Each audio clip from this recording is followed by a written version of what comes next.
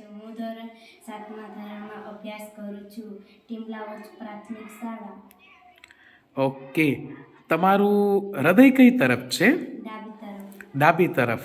અને અત્યારે તમારા હૃદયમાંથી કોઈ અવાજ આવે છે? હા. ઓકે, કેવું આમ તમને કેવું ફીલ થાય? આમ નોર્મલ હોય એવું ફીલ થાય કે ધબકારા વધેલા છે એવું લાગે? નોર્મલ. નોર્મલ ફીલ થાય.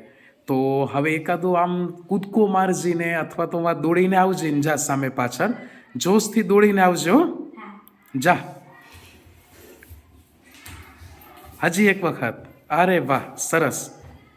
હવે જોજે ને હૃદય કઈ બાજુ છે? ડાબી તરફ. ધબકારામાં કઈ ફેરફાર થયો? હા. કેવા થઈ ગયા ધબકારા? વધુ.